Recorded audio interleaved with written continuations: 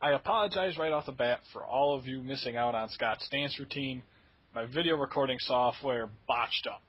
That being said, it was a rather ridiculous dance anyways. It was a pretty bad dance.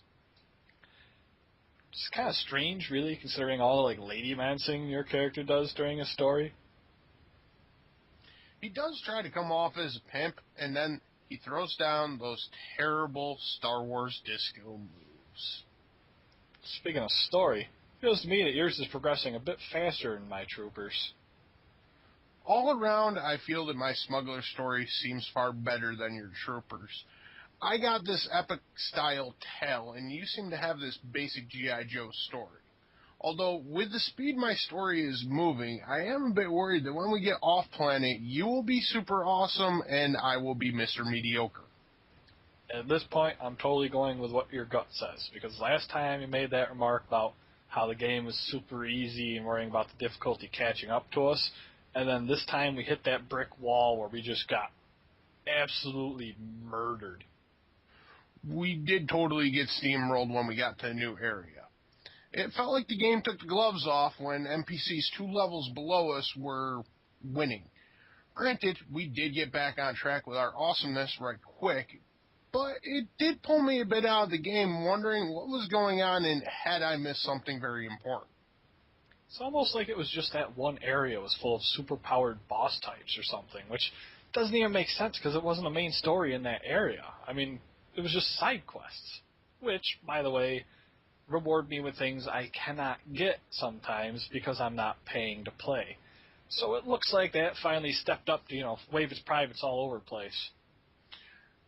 After level 10, there were some noticeable things requiring a payment or subscription to access items like rewards, certain moves, accessories, and then finally XP. Now, I can understand having items that you need to buy, but it seems like it interrupted the gameplay, and I have to ask why. I was wishing it was a little bit more like Star Trek Online, where all the purchasable items were extra ships, costumes, and a few races in the store. Nothing that really impeded the gameplay. At least it makes the missions all available so far. I mean, I'm not having to pay for those.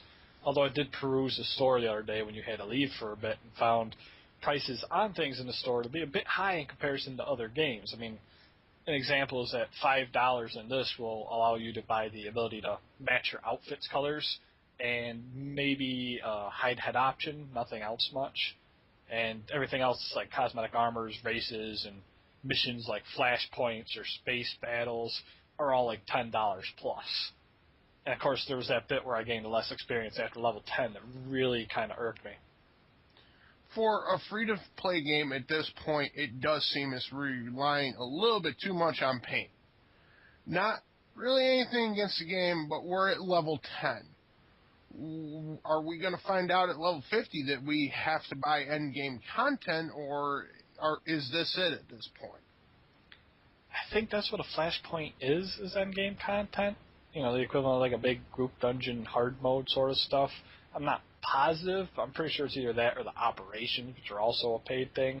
And I mean, they're set up as like a 7-day pass, but I'm hoping it'll at least let us get through all of our story without having to pay anything. At this point, in comparison to other free-to-play games, I'm so far not impressed with the market integration.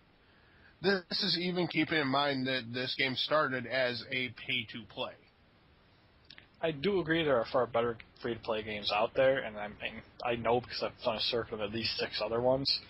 But at the other side of the coin, there are far worse ones out there, so I'm not going to complain too much about it yet. If my story doesn't get more interesting, I will, though, because I find that all of a sudden, Panthro's being nice, and my squad is missing, so I expect they're probably all just turncoats. And if that's how it turns out, then the game is just as foreseeable as a brick wall. If it changes otherwise, though, they totally pulled one over on me, and props to that. I hope so. So far, Panthro is exactly as I called it. I am reserving judgment on the game's free-to-play merits, but the pay side seems to pop up too often at this point for me. And your story is incredibly simple. I'm really wondering how that compares to the other classes. I'd imagine they can't be any more lame than mine, although at the same time, we're playing the, Jedi's good guy side, and I can only imagine, like, Jedi's running around being, like, your do-gooder type people trying to beat the Sith away from planets, so I don't imagine that's going to be super engaging. I guess it's in the fact that nothing about your story stands out. It's a soldier story that we've all played 1,000 times before. Well, maybe after we get off this dirt ball of a planet, it'll get better. I mean, if suspicions are right, next session should see us out in space in, like, the hub world, getting our advanced class options and stuff. So maybe I'll even catch up with you and get a companion character. And in the long run, maybe I'll find one better than the inevitable Panthro joining me. The companion is interesting, though I haven't really done anything with mine yet. I just got him. He seems to be a whole separate character with his individual moves and individual equipment. Star Trek Online has a similar system that worked really well, and I enjoyed it, so I hope this system holds up. I'm worried about the companion basically turning into nothing more than a pet that just gets in your way. We've had that before. True. But honestly, as far as the ground combat goes, I got to give the edge to this one over STO. I mean, it's far more amusing and entertaining to watch the moves in this one play out than that. And it does kind of give you the itch where you want to keep playing it more, even though my personal story is kind of lame at the moment. By far, I hate to keep comparing Old Republic to STO, but STO is one of my favorite free-to-play games.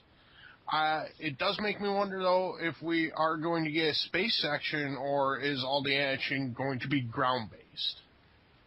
I know they have arcade-style, like, on-rail space shoot-'em-up segments from people telling me about them when the game's still pay-to-play, but I wouldn't be surprised to see it entirely locked behind, like, the passes that I saw in the store, but chances are we'll probably find that out when you get your shit back one way or the other.